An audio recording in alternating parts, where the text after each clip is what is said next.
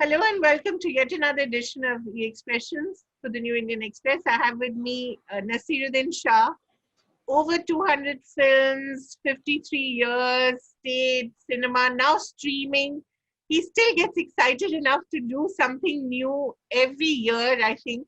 It's such a pleasure to have you with us.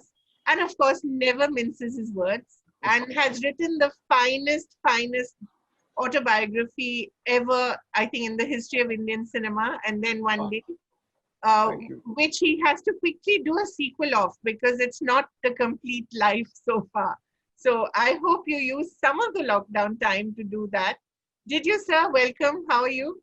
Thank you, Kaveri. I'm fine. I no, I did not. I did not write anything notable, but certainly not the sequel to my book. You see, it took me 12 years to write that first part of the book, if you can Right. call it the first part, because I wrote it in bits. I don't write. I can't sort of. It doesn't flow. I Mm. have to really, corrido in my mind to get things. And so I think it will take about as long to write the second part, if it ever comes out. But I'll be writing it in a different format. Mm. It won't be in the first person. Oh, It'll okay. probably be in the form of disconnected articles, Right. like disconnected short stories, Mm. based on things I've experienced, things I've seen, things I've heard about, to do with the film industry, because it is a rather interesting place. And there's tons of stories that can be told. So I don't know when, but sometime. And I can already envision the performances of it on stage. So you can imagine our imaginations are already riding ahead of us. That would be wonderful, right? Well, I've also been asked, or rather, been toying with the idea of doing an audio book of and then one day. But I've also had, sorry, I've also translated it into Hindi. Hmm. It's been published in Devanagari and in Urdu, the same version. Hmm. It is currently being translated into Bengali. Hmm. It's been published in Marathi as well. Wow. So I don't know whether to do an audio book. Probably will do it in the Hindustani version, not the English version. Hmm. You just have to Okay. edit some of the portions if it's for all ages. Yeah, well, possibly. But have you been reading a lot? Have you been? I believe you've been reading a lot during this time, and I've been reading a lot. I decided to. I've always been curious about the Shakespeare plays which no one reads. hmm, Everyone knows Julius Caesar. Everybody knows Hamlet, hmm, Macbeth, Othello, As You Like It, Twelfth Night. Possibly that's a pretty long list for an average person who has not studied literature. I happened to read them all. Some when I was in school, some when I was in college. And after that, I did not really read any Shakespeare until this lockdown.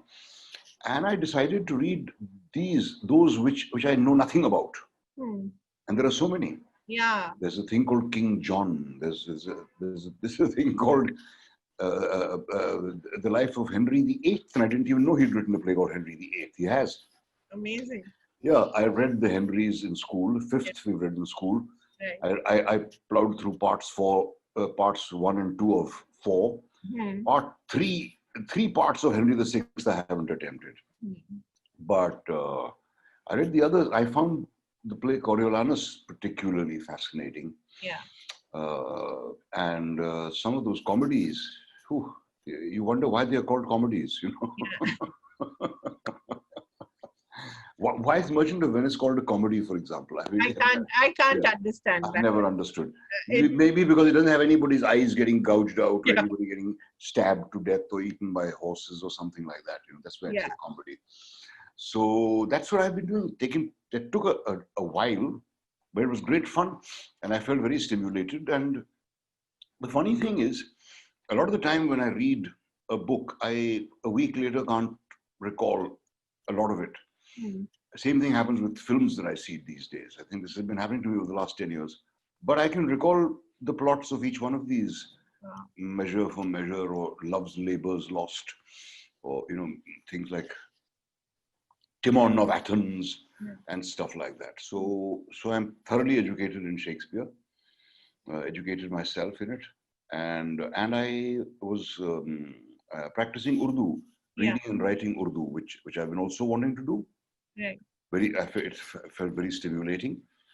I've been taking singing classes. For Bandish Bandits. Well, for Bandish Bandits, it was a different kind of learning that I had to do to try Right. and understand classical music, because I must confess I've not been a great fan of Indian vocal classical. Right. I don't understand it, and that's why I think I'm not a fan. Never understood its purpose. I never understood what they're trying to achieve. I had a conversation with Pandit Ajay Chakravarti, who sang for me, and that conversation made things a bit clear. And then I was training with a young man who was Pandit Jasraj's pupil, Right. Akshat, who explained, who would sort of, deconstruct it for me and say, "Okay, this is where, it's not just a voice going up and down." He said, "You got to listen, there are notes being sung. With each one of the there's a different note. Right. So identify those, and you'll be able to identify what's being sung." So he made me practice the notes, singing the notes, not the akar. Right. So a little bit, I would say I've reached up to A as far as understanding classical music goes. But it was great fun practicing it. It was You know, great fun. I spoke to the two leads of Bandish Bandits, the young leads, and they were saying that they were so overawed by you that whenever you would come on set, they would just stand to attention and you would tell them, just, I mean, get normal. And they said they had not found a better teacher than you ever, But Well, that's true of so many people I talk to, whether it's Randeep Huda or all the people who've been associated over the years with Motley. I think your true calling could perhaps be as a teacher. yeah, but had I decided to become a teacher earlier, I wonder the um, generation you would have raised. I wonder what generation I would have raised. And I also wonder what I would have learned. As it happens, the maximum amount of learning for me happens when I'm conducting a class. Right. And calling it teaching, I find rather pompous. I'd like to call it helping actors, working with younger actors, and that is what I love. It's great to just see them hitting their potential every now and then. It's great. It's more of a kick to have them achieve it than to do it yourself. I have been teaching off and on for almost 30 years now at the drama school, at the Film Institute, at Whistling Woods, etc., here and there. I did it because when I did it out of choice, not out of majboori. Right. And I think it's the people who become teachers because they have nothing else to do, that they can do nothing else, are the ones who stay stuck, and they're the ones who make these, who are the problem teachers, I think. Yeah. And what struck me again is, both with Me Raksam and with Bandish Bandits, you play these very imperious characters, and in a way, both spectrums, in a way, hardline right wing, perhaps we could say, and hardline Islamic. It's so interesting for you to play these characters and you being so different from it. What was the experience of playing these two characters? Must have been exhausting. It's not. Acting is fun. Yeah. Yeah, in fact, Shaban asked me the same question during a conversation on Me Raksam. Yeah. She said, "What is common between you and this guy you're playing?" Yeah. So what I asked her in turn, what is common between her and the madam she played in Bandi? What is common between her and the kind of innocent she played in Ankur? Right. What is the common between her and the betrayed wife she played in Arth, and the way she pleads with him? I mean, that was all make believe. Yeah. It has nothing to do with digging out your inner feelings, Yeah. That's So true. you assume a skin and try and make it your own. you're supposed to, I have tried to give that same conviction to anything I have played, and I haven't always succeeded, because succeeding or failing at that depends on the quality of the writing. Hmm. And one doesn't always come across constantly good writing in. And yeah, and then one comes across movies that last a lifetime. I mean, even now, that last scene of Janevi Do Yaro, where both you and Ravi Baswani making that gesture, for me, that is the citizen of India today. Yes, That's how we are today. It's such absolutely. a comment on where we are as a society. I wanted to ask you, because as an artist, you obviously engage with society, reflect on what's going on. When you look around you, and obviously the film industry is a slice of that society, how do you see the changes? The past few years have been uh, quite extraordinary in the changes that have come about, and not necessarily for the good. Yeah. In the film industry, firstly, since the 70s, and I've always held this, we've had a massive deterioration in quality. Yeah. Um, and one of those reasons was the coming of color. The second major reason was the promotion of some pretty mediocre talent. And the third reason was the legitimization of plagiarism, Yes. which really took wing in the 70s and hasn't recovered from that. We still do it, even though the YouTube is there and Google is there and they can find out and this and that, but we still do it a lot of the time. So that's an ailment that we have been stricken by for ages and which we can't seem to come out of. Well, with that state of affairs, billions of people watch and love Hindi movies. So, Yeah. so one can't necessarily look at that as a negative. The fact that I don't personally enjoy them. But what has been happening of late is a little more worrisome than that, and particularly this shitstorm that has erupted after the death of this young actor, where it's almost as if everybody's descended to the lowest possible level in terms of complaints, in terms of backbiting, in terms of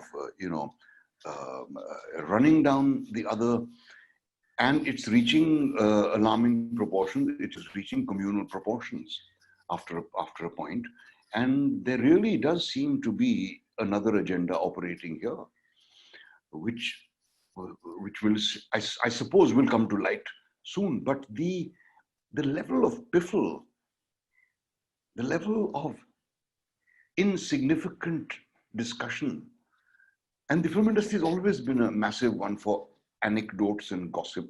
Yeah. But that whole anecdotage has gone to another senile level, it seems, where anyone who has the slightest axe to grind about the industry is coming out with a complaint. I was deprived of this film.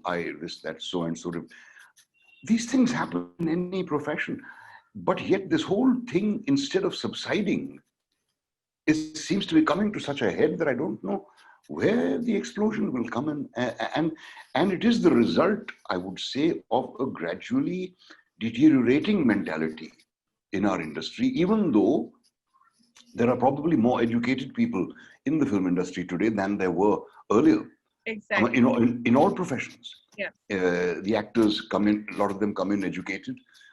All the technicians are highly educated, they're highly trained and very efficient as well. Despite that, this kind of tendency is creeping in, and I suppose it is being patronized from somewhere. Yeah.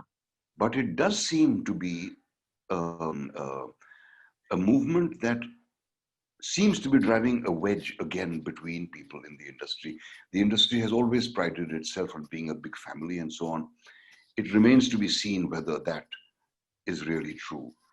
And I would think it's the lack of originality, the lack of any real regard for the other is finally coming home to roost. Aisa lag raha hai.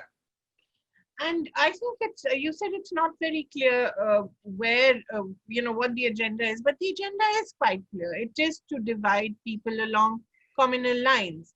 And I think so far money was, commerce had sort of papered over these cracks, and you had, Yes. you always were told, oh, but we have the three Khans, how can you have an Yeah. industry that's communal? We have, but now I think, money is beginning to sort of also give way to the real ugliness inside. And I Yeah. think that is Yeah. really scary. Yes. So far, money was the only god that Yes, the film industry worshipped. yes.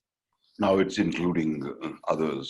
Yeah, yeah. Some are beloved leaders and our dear leaders. Our dear leaders, and yeah, and this sowing of hatred Yes, is for those who are doing it. And the amazing thing is, those who are doing it are blaming it on everyone else. It's quite astounding, to read the statement of this fellow Kapil Mishra, who goes to launch the Bloomsbury book. exactly. The kind of things said over there, it's quite amazing. The dividing of society, creating distinctions, freedom of speech, all narrative is allowed in Modi's government, etc., etc. Everything that they're doing is being blamed on the opposite camp. Yeah, The intolerance is being blamed on them. The biases are being blamed on them. The violence is being blamed on them. It's a very convenient argument. This whataboutery. It's getting beyond all sane limits. and I think it's quite extraordinary that you have this victimization, this self-victimization of people who are so successful. I mean, whether, Exactly. you know, That's what I don't understand. What do a lot of these actors who've been complaining of being cheated of a film here or there, complaining about? They've had a comfortable life. They've earned money. If yeah, their names didn't appear on the post, I mean, that is a big thing to complain about. In so and so film, I wasn't on the posters. Is this a thing you crib about? Is this a thing you nurse in your heart for years and come out with it at this time? Or to say that I was denied an award by so and so, this camp is at work and that camp. Of course, there are camps in the film industry. Where are there not camps? mhm, But to blame all the ills of the film industry onto this nepotism, and I mean, it's become an absurd word in itself now. absolutely. The other agenda is also to silence people, isn't it? Because the more you troll them, the more you scare them, the more you let a mob after them, even if it's virtual, Yeah. you tend to get silenced. And that's what they've done to so many people. They've just silenced them forever. Yes, and that is the lesson that's being handed out to us with the Prashant Bhushan case. Exactly. Don't you dare speak. Yeah. And if a man like him can be taken to task for expressing what he feels was the truth, then it's really something to worry about. Yeah.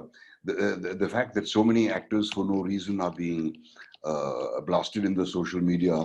A girl like Swara, who's very outspoken, apparently gets threats and gets abuses and so on all the time. And this is only just to shut her up. And the fact is, I get these messages too, but I pay no heed to them. I don't get as many as I imagine someone like Swara gets.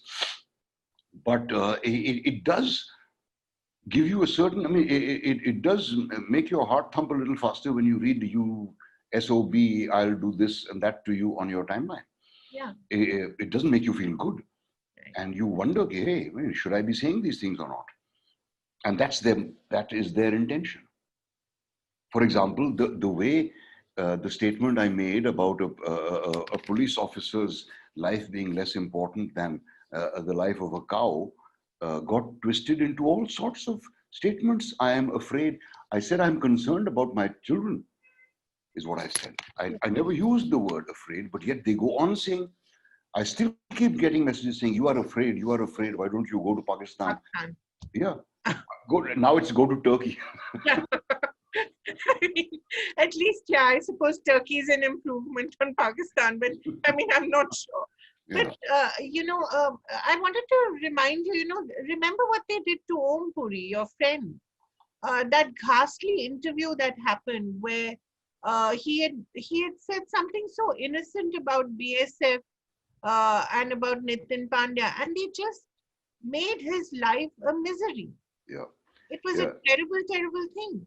We don't acknowledge these things, but it was literally, forcing a man on his knees, Yes. a very It proud was, man. and all these incidents should teach every film actor that to believe that the audience loves you is Yes, a bloody myth. And absolutely. if you're naive enough to believe in it, go ahead. But you're going to learn sooner or later. They don't love us. And I'm not talking of myself. I'm talking of the guys who outside whose houses these mobs go ape and dance and sing and cheer and whistle. They're there for the thrill. They're not there. They don't give a damn if you were living or dying. Absolutely. Um, and it just proves. And this is the way their resentment comes out. Some guy with 25 followers threatens to teach Amir Khan a lesson. Yeah. Now, this guy has probably been a huge Amir Khan fan all his life. He's probably spent his pocket money on Amir Khan's movies. Yet he wants to teach Amir Khan a lesson. Yeah. Look at the kind of abuse the Bachchans are getting Yes. for no reason at all. Yeah. For falling ill, for God's sake. But yet this has happened to a man like him. Yeah. Who's been worshipped, whose work rather has been worshipped for 4 generations of people. And who's always tried to be correct Who has always tried to be correct, who's the epitome of a gentleman. to the point of sometimes being very, very too correct. Yeah, yes, he is. But at the same time, the point I'm trying to make is that not at all should any of us film actors, no matter how much affection we receive, believe that we are universally loved. We are not. Hmm. It's a terrible truth to face, but it's also affecting the storytelling, isn't it? It's becoming more it's becoming more about previous movies, previous storylines. It's not even just about plagiarism from the West anymore. It's also happily plagiarizing from their own previous Happily, movies. yeah, and distorting history, distorting Yeah, facts, giving us a new narrative altogether. That's what's supposedly undoing the harm that's been done to young minds over the last 75 years. I think the last 75 years may say, leaving aside the last 25, I think we produced absolutely wonderful stuff when we yeah, had we had literary giants in the film industry, when right. we had visionary filmmakers like Bimal Roy and Guru Dutt and Mehboob Khan and K. Asif. There was a time we had writers of the stature of Jan Nisar Akhtar and Kaifi Azmi Sahab and Ali Sada Jafri and Rajinder Singh Bedi and literatures like Ismat Chugtai and Manto writing for the movies. Now we have hacks writing for us. And it had become common, in fact, to receive a video cassette of a Hollywood movie, and be told, "Ki hum ye bana rahe hain ji." And even now, though that doesn't happen anymore, when it comes to the question of designing costumes or designing the poster, we are shown designs of 100 Hollywood movies and say, "कुछ poster ऐसा बनाएंगे, इसमें से ये लेंगे, इसमें से वो लेंगे, इसमें से." It's been Crowdsourcing plagiarism. outsourcing totally. Yeah, totally. But even this culture of biopics and so-called women-oriented films, they come with a certain agenda, certain price tag. Sure. Look at I got dragged over the coals for criticizing the Milkha Singh biopic. It didn't occur to anyone that young Farhan, though he was looking absolutely wonderful, but he was not anything like Milkha Singh. And old Milkha Singh himself says, "Wah ji wah, bahut acha hai, ye main bilkul aisa hi tha." I mean, has the man forgotten? His photographs of the 1960 Olympics still exist and you can see them. Yeah. So, well, I have nothing against glorifying a person who deserves to be. A person like Milkha was the pride of the country. I have no problem with you make Milkha into a hero, but then at what price? Where you're bashing the neighbor country, Yeah. or if we make a war movie, it's all jingoism.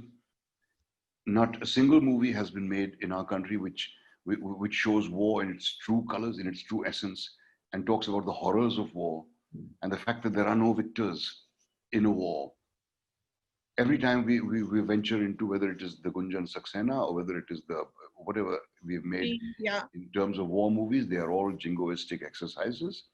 in which the bad guys are shown like, cartoon villains, and we are the all-conquering heroes. I don't know if if it's even any point wishing that this would change, because it doesn't look like it. Mhm. Do you think streaming series are offering hope? It could be, as I said in an earlier interview too, that it'll be interesting to see how an audience which is used to cheering and clapping and whistling Mhm. responds to a movie in their own home. Will a middle class family be willing to watch a blood drenched revenge drama over their dining table along with their children? And will they indulge in the same vicarious thrill that they get when they're infected by 1,000 others who are similarly screaming and shouting? It remains to be seen. I have my doubts. And so that is why I'm a bit optimistic that maybe the huge budgeted monster might just take a back seat for a while, Right. hopefully forever. But Yeah. that's hoping for too much, because really the film industry operates on generating money, and I'm pretty certain they'll go back to worshipping their favorite god soon. Gods, we don't know. Not enough goddesses for sure. Yeah. But just looking back at your own career, some of the most amazing performances have been the most unexpected and the most fun. Say Atradev or Dirty Picture or Ishkia for that matter, which is truly gorgeous. Hmm. These films have sort of given you a completely different life, a completely different career from the very earnest beginnings that you had, I think, in Sham Benegal. You were Yeah. a very angry young man those days, I think. So when you look at these movies, do you look back with affection, the accidents, or Yeah, I look back on the entire past with great affection and pride. right? If I had my life to live over again, I'd live it the same way. I think I wouldn't change a thing. I've made mistakes. I've fallen short. I have not been able to deliver at times. That's part of the game. I mean, Sunil Gavaskar didn't score a century every time he went out to bat. Uh, he also dropped catches. And he scored that awful 36, which no one will ever forgive him We'll for. never forget in 60 over 36 not out. No one will forgive him for that.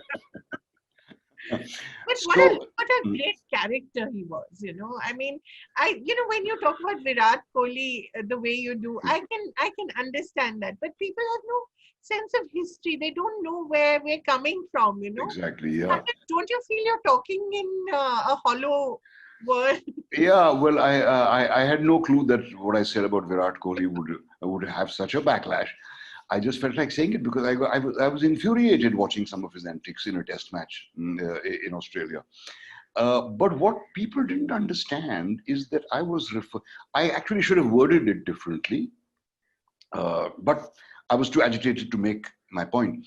But what I was referring to was the kind of dignity that Dhoni just before him, Yeah. or Ashwin just before him, not Ashwin, Kumble, Kumble. or Dravid, or Tendulkar. This is the kind of dignity that these people carried. He said, I wish that apart from batting tips, he'd learnt a few lessons in dignity from these people. Yeah.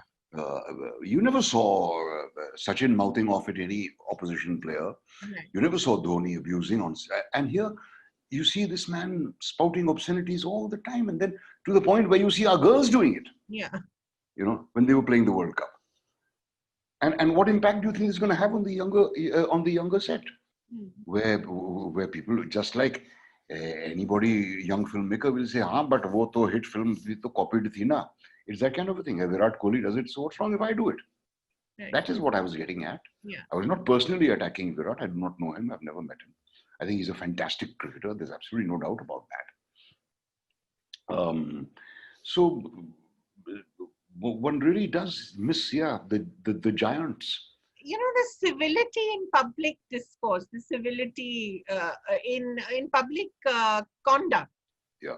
You know, aggression is now so revered Yes. that we've forgotten that, you know, you should actually have a little humility. A little humility. And the IPL, I think, has a lot to do with it, because all the cricketers have suddenly started performing for the camera. Right. All of them are That's performing for the camera. The game, I don't know how important that is. They all throw themselves about like like demons, but it's yeah, frivolity seems to have taken over. mm. And how do you see the conduct of our leaders in the industry? Who are the leaders of the industry is what I'd like to know. Are Well, they they're so are they the richest guys who have the biggest production houses? yeah. They don't bother to set themselves up as leaders or to set an example of any kind, or or to initiate youngsters into the craft of filmmaking, or to pass on the benefit of their experience or anything. I don't know if you could call them lead. I don't think the film industry has a leader. One person who the entire film industry can look up to. I don't think there is any such person around anymore. There are plenty of people waving their flags of opinions all over the place, but I don't think you could call them leaders. And I think a lot of these people, their opinions are going to be short-lived. Hmm. Uh, have you seen a lot of? Have you lost a lot of friends over the past few years because of some of the comments you've made? No, no, I haven't. But I don't have hordes of friends anyway. I have a few friends who are very dear to me and who've been friends, most of them before I became famous. They've stayed friends through the dark times and through till today. So no, I wouldn't say that. And whoever who's unfriended me on Facebook, I give a damn about that. You must be quite happy to have one Yeah. less follower. Please go, please go. What excites you, Mr. Shah, about movies now? These are dark times, but every movie is an act of hope, isn't it? Every performance is an act of hope. What's exciting me is the kind of work a lot of youngsters have done during the lockdown. Mm. Since they've been pushed against the wall, they've had to access their deepest resources and come up with ideas which really matter to them. They are lucky not to have the pressure of a distributor or a producer saying, ye kar do, wo kar do, gana dal do, etc., etc. And they are permitted, and also the censors are not sitting on their heads, chopping every second line and having smoking is bad for you and this is bad for you and that. I mean, we should make a movie where everything is bad for you, where if you tease a girl, a notice should appear. Eve teasing can land you in jail. Raping a woman can get you into really serious trouble. Smuggling goods can land you, etc., etc. You have a warning for everything. When politicians appear, it should be don't listen to this man. I'd love to see that for sure. Yeah, but sorry, what were we saying? Also, some of the work that some of the young people are doing. Yeah, some of the online plays that have been performed, several films made in the lockdown, of which my son was a part of one of them, called Lust Stories, which were Right. home stories, so not lust stories, which are very good. All four of those, and many other of these short 10-minute films which several youngsters are making. Yeah. And it's also very interesting that most of the work being done online in the lockdown is being done by young people. Yes. And that's a great thing. Yeah. Some very original stuff. I hope this effect lasts. I think for a film like Mir Aqsam, the lockdown has been very fortunate. Otherwise, Mir Aqsam would have had to spend more on publicity than they spent on making the film. Absolutely. Yeah. And And it had no, padakte hue gaane or exciting visual gunfights or anything to draw the audience. Not even a young handsome face. They had two old men as the center. Who would have come for it? Very few people might have been interested. It may have caught on because of its virtues by word of mouth, perhaps. But this has been fortunate that, as Shabana was saying, that in like 17, 18 countries at the same time it's been seen. yes. How would we have managed that if we were to have a theatrical release? It wouldn't have been possible. So the fact that it's benefited a thing like Mir Aqsam, the fact that Bandish Bandits, which no one expected would be so entertaining, has proved to be refreshing, as everybody calls it, free of the obscenity-filled tirades of most of the web series and the gratuitous sex and even nudity in places. This is completely, and it's very refreshing, and people are appreciating this. Whereas there was a time when people would go to see a movie just if they heard there was a nude scene in it, Yes. Yeah. I remember a a Russian film called The Gypsy Camp Vanishes into the Blue, Oh, yes, of which course. was shown when around the early 70s, right? In And every morning show, it had yeah, the longest life. yes, because at the very end there was a shot of a naked girl. Yes. People would sit through that entire movie, which they wouldn't understand, just to see that shot of a naked girl.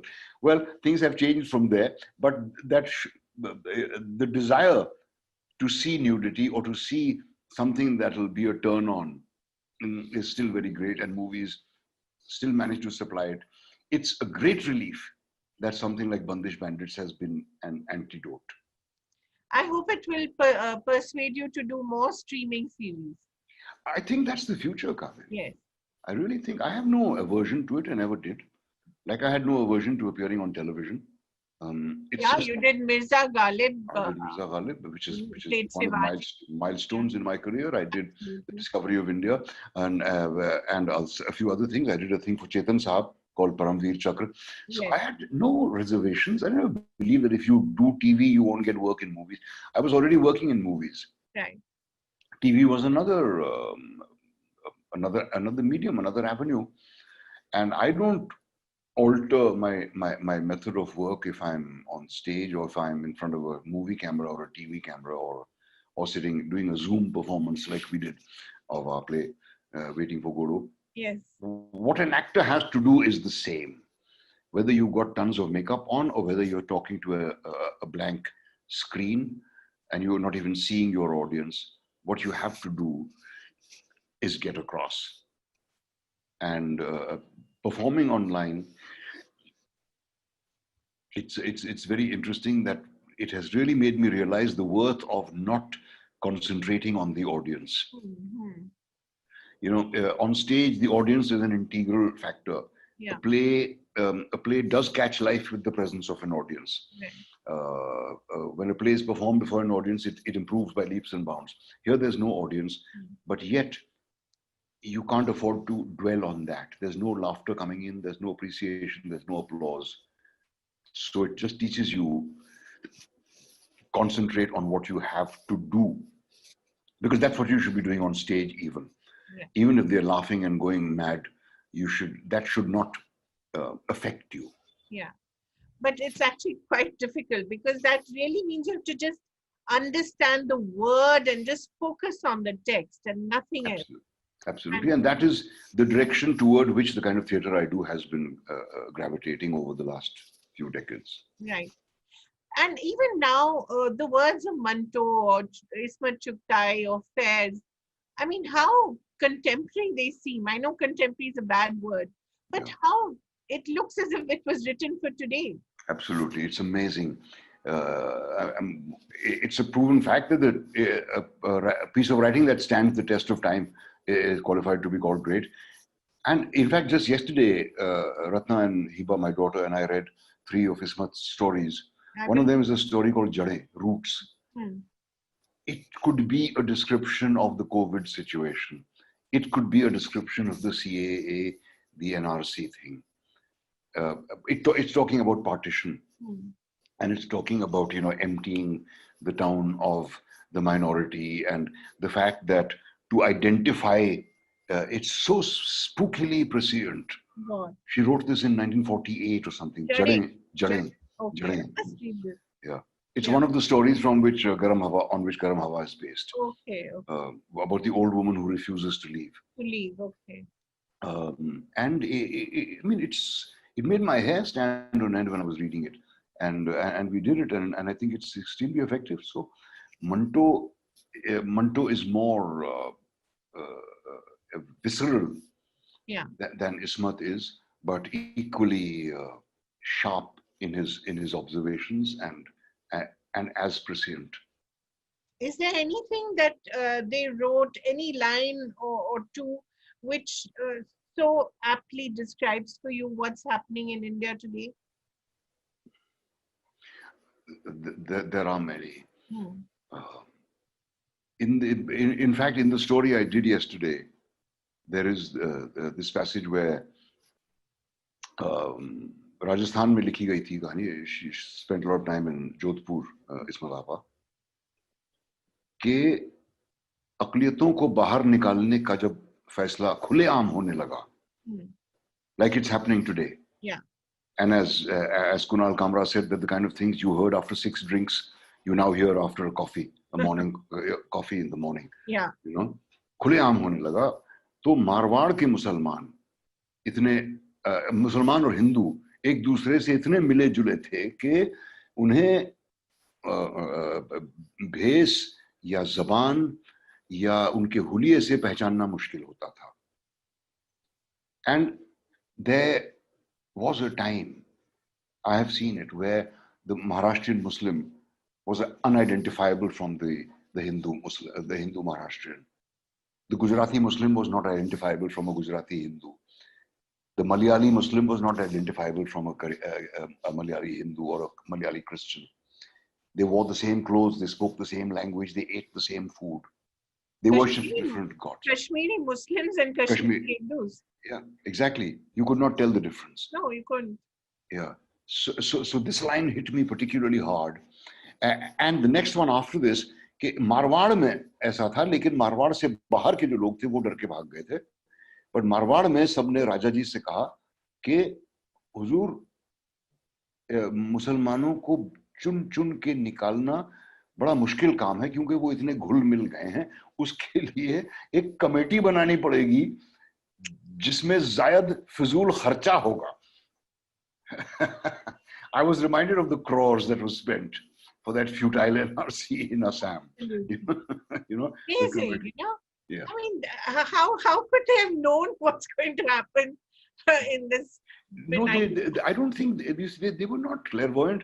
They wrote honestly about what they saw happening around them. Yeah. It is our tragedy that we still live in such a world. Yeah.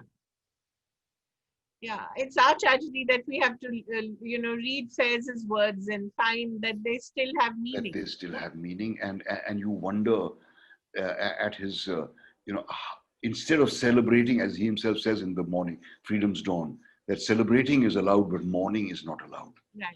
Whereas he was mourning for the losses that he saw. Yeah, that's how it is. But I hope that your work remains something that gives you the desire to get up in the morning every day and start afresh and do something new and find some exciting word or find an old text which gives you a new meaning. Yes, I feel very fortunate that I'm in the profession I am. I thank my stars every day that I have been able to live this kind of life, the life I always wanted to live. There's too many people in the world who are miserable with the work they do. I feel very blessed, and I think all actors should feel that way, and also at the same time feel a sense of responsibility. Yeah. So as you said, and as the example of the great Zohra Sehgal, who till the day she died would go up on her terrace and practice speeches that she delivered 50 years ago. There's always, luckily, there's so much more now that one can access through the internet and stuff. Zohra, back on whatever she knew, but I can access anything. I can access Oscar Wilde, I can access Shaw, I can access Fairs, O. Henry, anybody I like, and I can just, do a speech to myself and gain as much pleasure out of it as if I were performing it to others. And if I find a piece hits me particularly hard, then I try and spread it as far as I can through my work.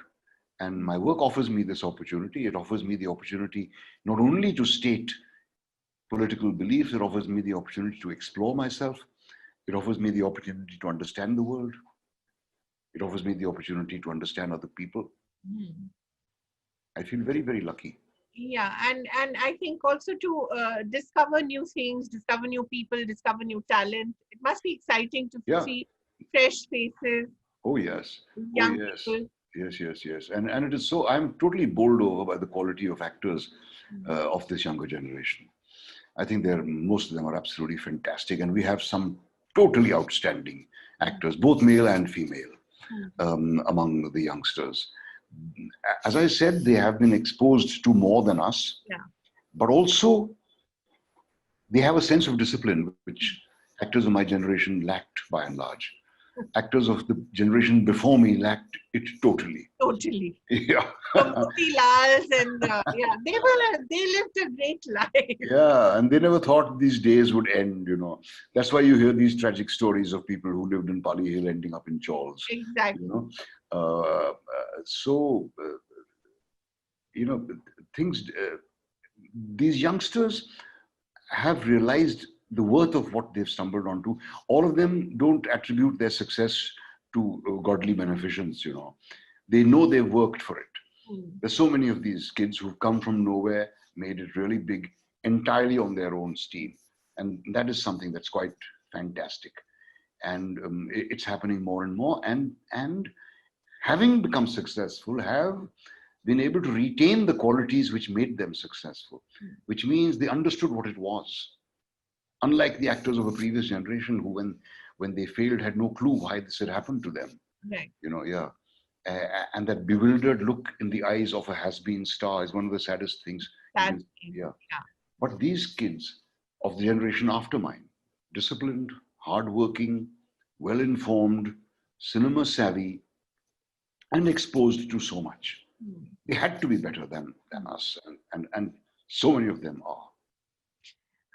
Just as a last question, I know you must have been asked this several times, but just a couple of your performances which delight you. I can name at least five, which goes on from, say, Jaane Bhi Do Yaro to Masoom.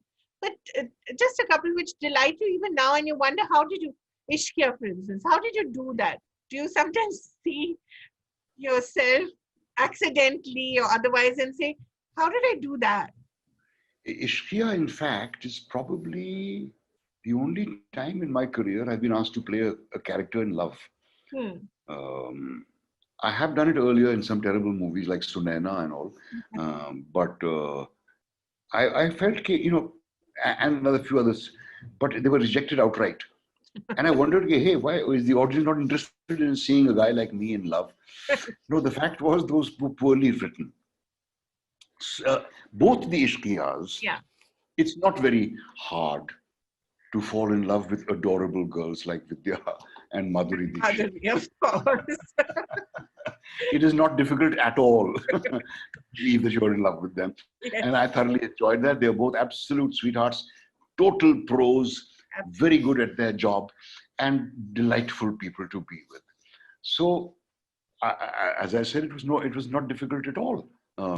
What I did find difficult was Abhishek wanted me to sing the song myself, absolutely. the song that Madhuri hears me singing. Yes. And that's where I started doing singing classes, but I failed so miserably that he decided not to keep that voice. But playing romantic, what I no, there's nothing that I look back on and marvel at. How did I do this? No, I sometimes wonder at my own fearlessness for trying to swim the Ganges in par R. when I did not know how to swim properly. Yeah. Bravado got the better of me, and when things got too dangerous, they did get a double. Right. But when I see Par, I feel particularly proud because that character is as far away from me as Yeah. any other that I have done, and I look in the physically in the best shape of my life. And but I don't marvel how did I do it. I know how I did it. Hmm. I worked like a dog. I dieted. I went on a strict diet for about 3 months. I went on a very rigorous workout diet because I wanted to have a physique like the kind of physiques you see of the people who dig roads. Yeah. Their bodies look like a kind of diagram you saw in biology class. Right. Where all just their muscles are Yeah. defined. So that is how I did it. When I look back at Ghalib, I know that I could not have done it without Gulzar Bhai's help, Mhm. without his educating me on Urdu poetry. So, in each of the cases of the performances I'm proud of, whether it's Sparsh or Harsh. Par or Ghalib or Nishant, my Hmm. first film, Yeah. I know exactly how I did it. Uh, and the ones I failed in, I also know why I failed in them. And but I don't spend too much time admiring my own work, and I hope I hope I don't I hope a time doesn't come when I'm sitting all alone and watching my old movies. you don't seem the kind who will, and I don't think the industry, no matter how communal it gets, will ever come to the point where they won't have work for you. So thank you very much, Mr. Shah. It's always such a pleasure, and all the best. And may you do much more work across every platform possible: short films, series, stage, whatever. Thank you so much. Bless you, Kaveri. Thanks very Thank much. you. Bye.